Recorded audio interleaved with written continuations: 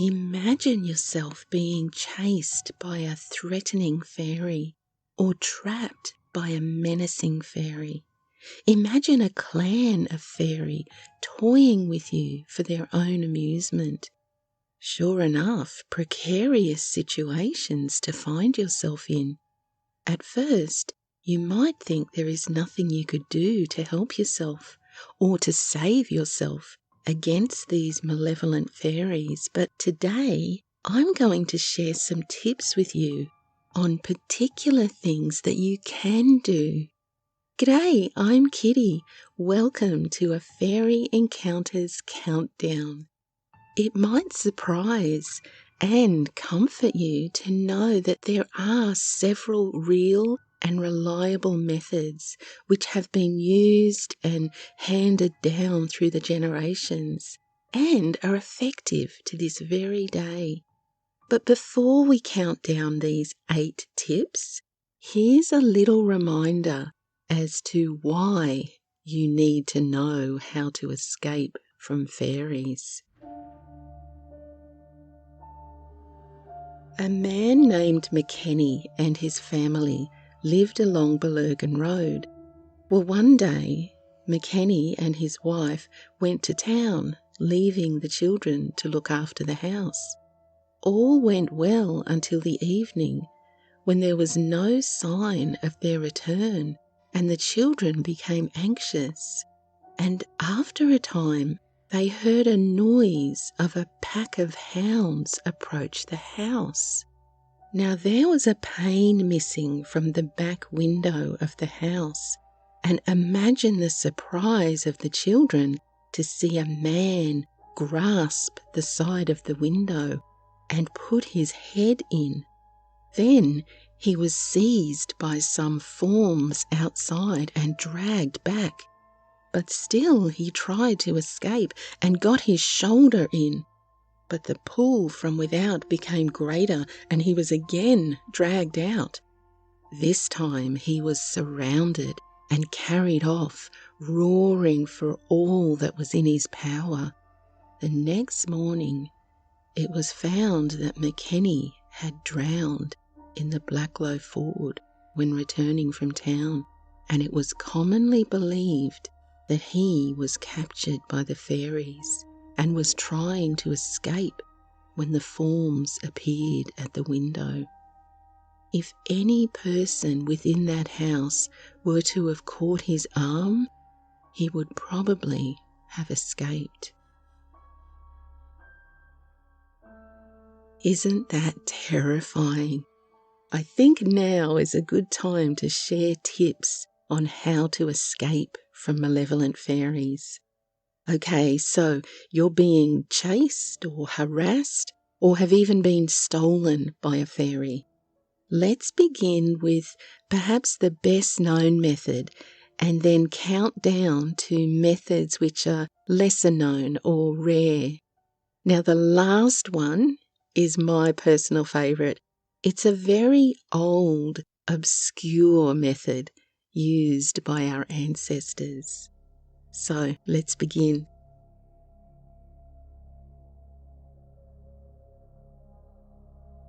Turn your coat or hat inside out.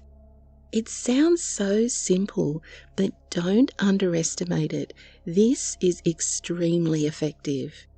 Many's the person in a state of mental despair or exhaustion being led astray by fairies who has forgotten to turn their coat or hat inside out and had a frightening experience. Lost, confused, sometimes even injured, and trying to find their way out of an open field, only to find themselves, come dawn, laying beside the exit. There was a man in Killee named Sean, and he was in the habit of going to Diarmuid's house. There was an old man called O'Shea who was often there too, and it was said that he was in the fairies, as he used to have their knowledge. You'd always see him along the road, east around Killee, and he under a bush of furs. And Sean used to be always playing on him. Well, this night, Sean left Diarmuid's house to go home, and if he did, he wasn't gone far when he went astray, although his house was only half a mile away. He was all night up and down, falling over ditches and into furze bushes. He was nearly played out in the end, until at last he thought of turning his jacket inside out. And when he did that, he knew where he was right away, and he made off home. He met O'Shea the next day, and O'Shea, in delight, told Sean everything that had happened to him the night before, and everywhere he had travelled. And then he told him that he was very glad that he had turned his jacket inside out to get home. It was believed that O'Shea must have been with the fairies that night, and together they were putting him astray. And if you're wondering why this technique works so well, it's believed that the unusual act of turning one's coat or shirt or hat inside out surprises or even confuses the fairy for just long enough to relax their hold on you, and thereby allowing you to see and think clearly and to find the exit point in the field.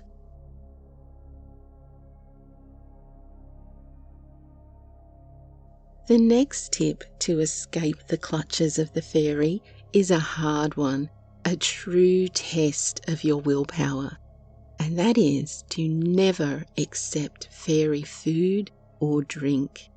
To eat or drink from fairy hospitality is to be bound forevermore to the fairy realm. We know this from countless reports of those who have found themselves in a social situation with fairies and were approached by humans they had once known, those thought past, telling them if they ever hope to see their home and loved ones again, to refuse all offers of food or drink, lest they become bound to the fairies. Some also believe that once you eat fairy food, you lose all interest in human food and will never want to eat it again. Can you imagine? So no matter how long you are kept there in the company of fairy, you must not succumb to your thirst or hunger. There are specific people who have been targeted by a fairy wanting them for their own, whether they have lured them or trapped them, or simply invited that person to join them in the place where the fairies dwell. The fairy then sets about trying to secure them there, and one way they do this is to give them their own food or drink. A canny person who does not wish to spend the rest of their life living among the fairy must repeatedly refuse this offer of hospitality. Depending on the stubbornness of the fairy, this can take some time, and a hungry and thirsty human might have to seek food and drink elsewhere.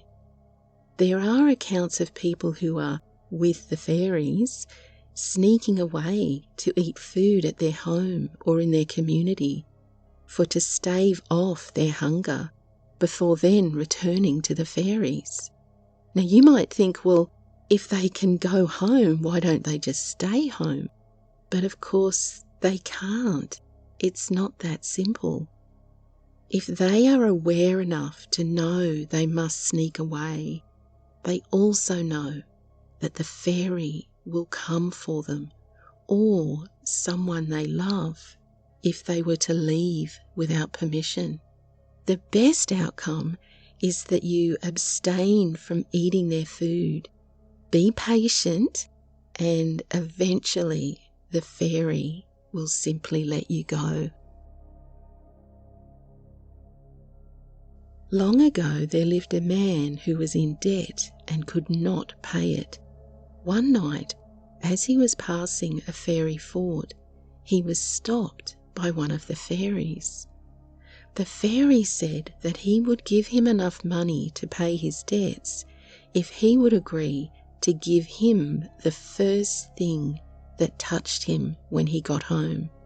The man agreed, thinking for certain that it would be his dog that would touch him first.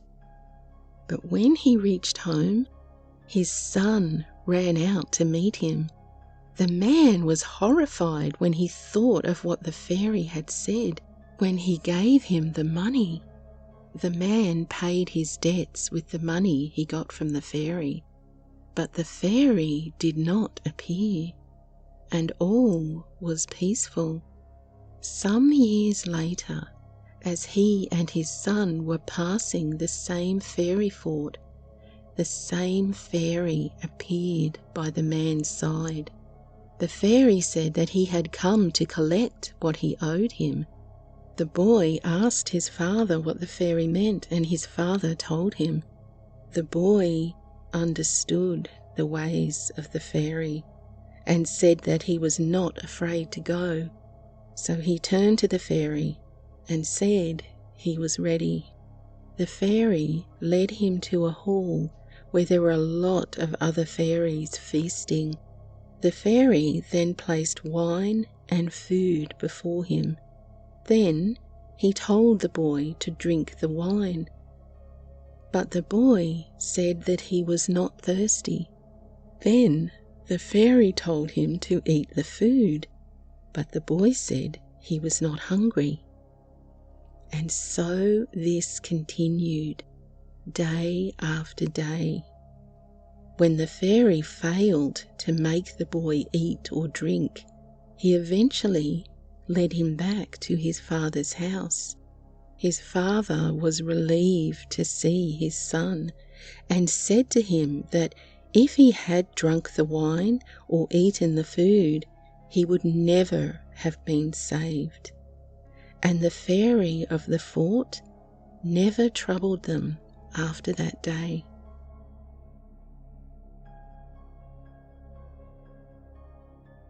It was once common for people to carry an iron nail or something similarly small in their pocket when they were out and about, particularly at night, for to ward off any dangerous fairies.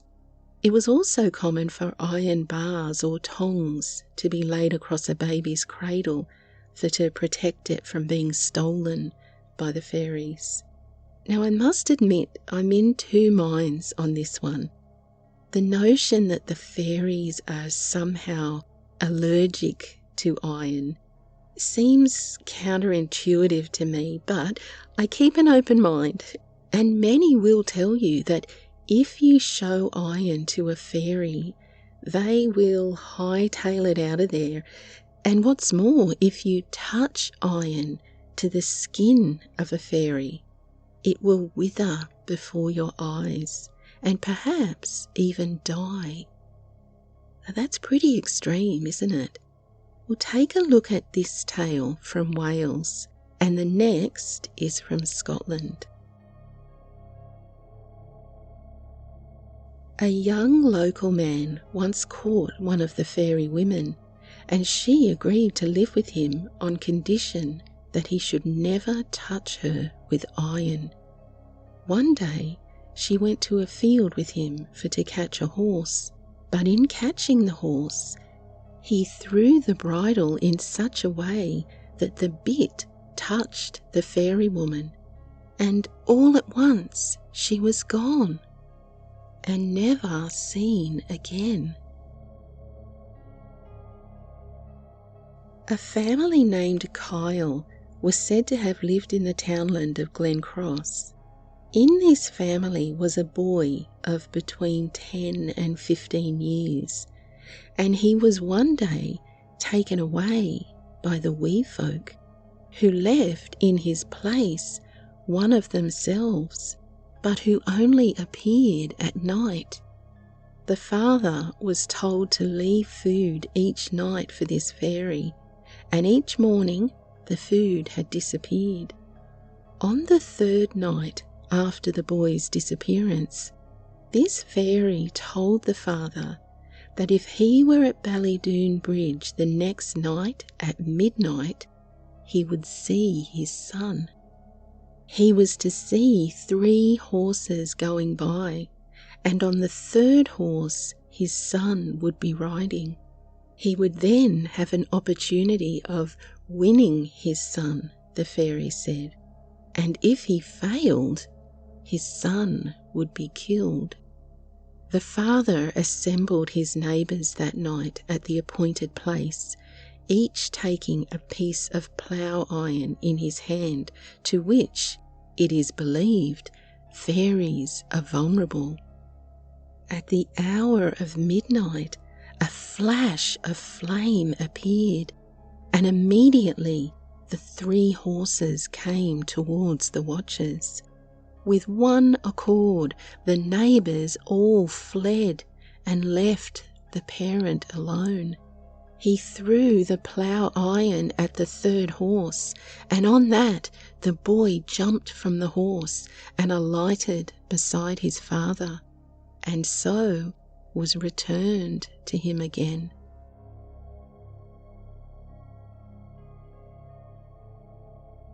There is a long-held belief that many clans of fairy cannot cross a bridge or a running stream of water. Not all fairy, mind you, but this method of escaping from the fairy has proven very successful and potentially saved many lives over the years. It is believed that active water, that is moving water, possesses a mystic kind of energy that marks the meeting place between the realms of humans and fairies, as well as humans and spirits too.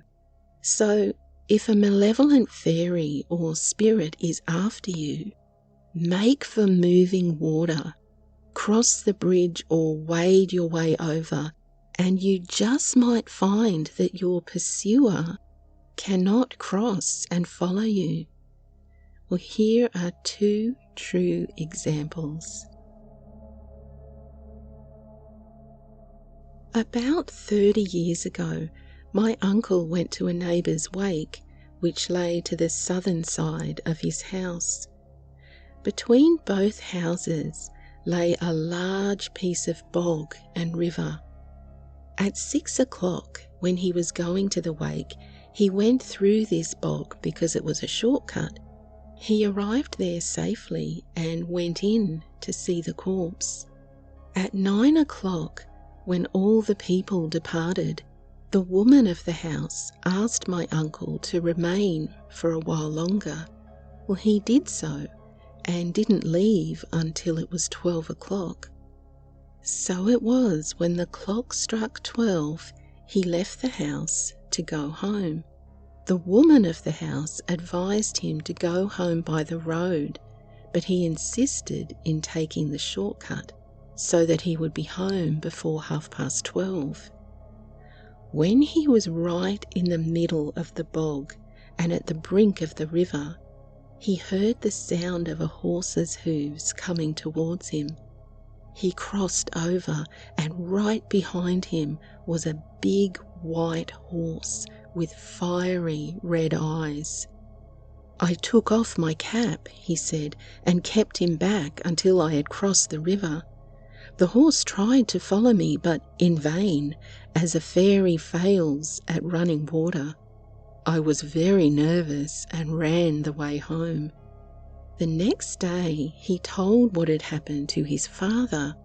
His father informed him that many a time that self-same spectre was seen in the self-same place. He advised his son never to take the by road when he could take the high road, as when it comes to the fairies, the longest way round is often the shortest way home. One night, coming home from rambling, a man was on horseback.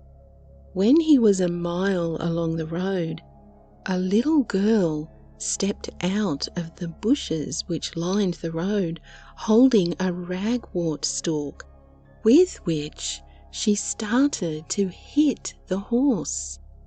The horse frightened, so the man hit the little girl. At once 100 others like her came out of the bushes, and he could barely move at all for the number of them. At first he tried to go into the nearest house, shouting to be let in, but they would not let him in.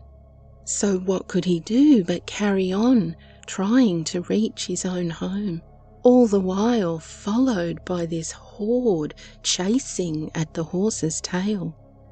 He had not far to go till he came to a river, and knowing that fairies cannot cross water, he urged his horse to cross in all haste. When he crossed the river, he stopped and turned to see them stood on the other side of the river, anger flashing in their eyes, but with no intention to go near him any more.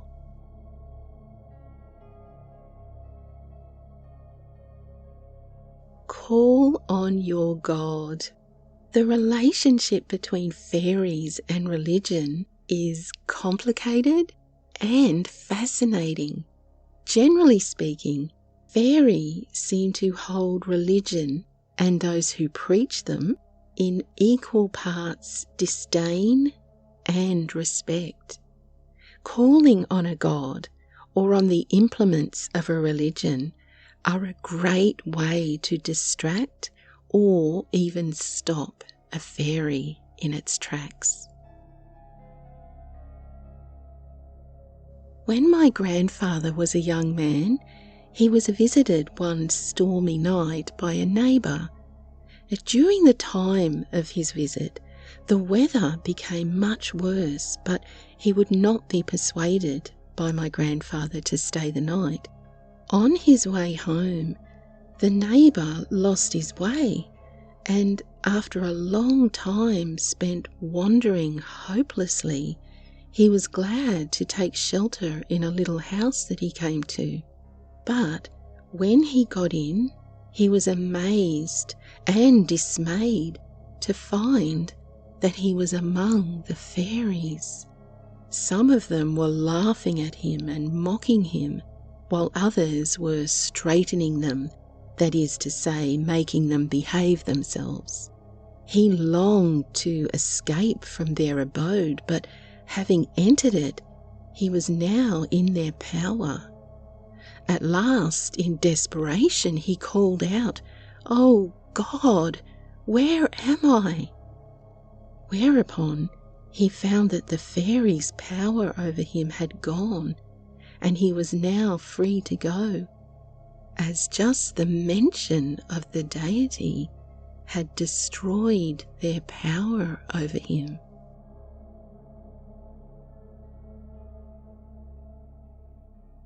Now, my friends, we're entering a bit of a minefield. The following tips are a bit murkier, but here we go. Let's have a look. Another way to escape the control of fairies is never to tell them your name. Some believe that there is great power in a name. We each have our own. It is unique to us and belongs to us alone. If we give our name to a fairy, it becomes theirs. They own it, and you. Giving a fairy our name leaves us vulnerable, open to their control or coercion. Giving a false name as a method of escaping fairy is fraught with danger. Consider this. It's quite possible that a fairy would already know your name So if we were to give a false name, one that we make up on the spot, or perhaps the name of someone that we know, or even if we give them our nickname, it's possible that this would only serve to anger them. So there is no easy answer here, but I think the best option if the fairy asks for your name is to try and deflect the question, perhaps make your excuses and walk away with your fingers tightly crossed.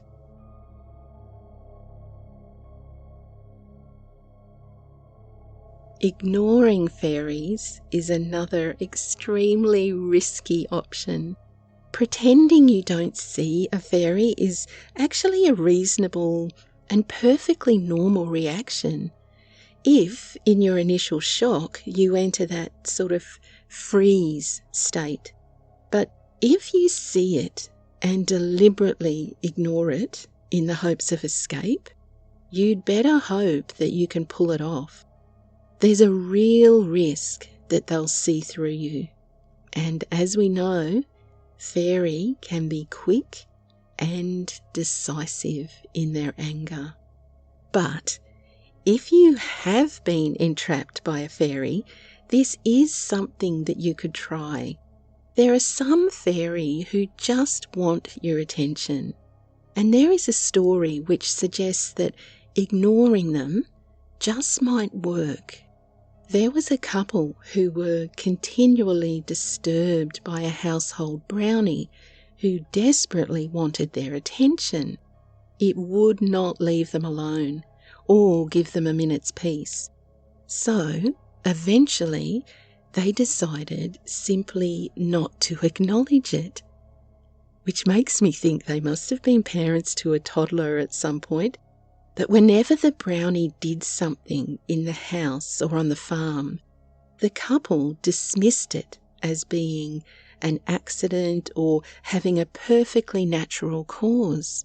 So when the brownie knocked over shelves or quenched the fire or tipped over buckets or opened the front door, pulled the blankets off them as they slept or made banging noises at night, the couple offered these benign explanations to each other like, "Oh, I must have kicked the blankets off," or "Did I leave the door open again?" or "The dog tipped the bucket over," that kind of thing. And apparently this drove the brownie crazy until finally, in desperation, the brownie appeared before the couple and offered them a deal in which if the couple would acknowledge him, in return, he would leave. So in this case, their cunning plan of ignoring the fairy worked.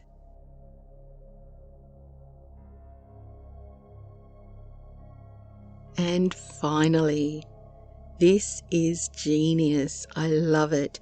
Imagine you could escape fairies before they have even had the chance to see you. It's an ideal solution, isn't it? But how?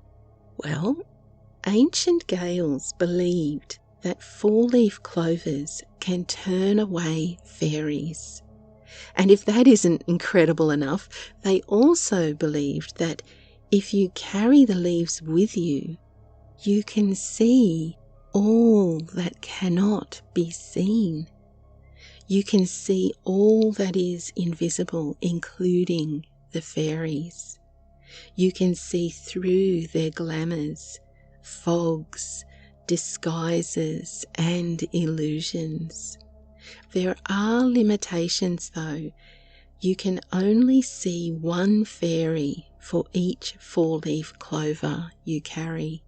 So if you can carry at least one four-leaf clover, you have a good chance at escaping any unwanted fairy encounter. So there you have it. 8 ways to escape the clutches of malevolent, dangerous, or just annoying fairies. I hope you enjoyed this, and keep an eye out in coming weeks for a countdown of ways to protect yourself against fairies. If you enjoyed this video, please show some love and consider joining me as a member of the channel. I have a new and fabulous benefit coming for members. More info on that soon. And also welcome to our latest member, Wonky Space Buns. It's a great name. I love it. Thank you so much for your support. Until next week, stay curious. Cheerio.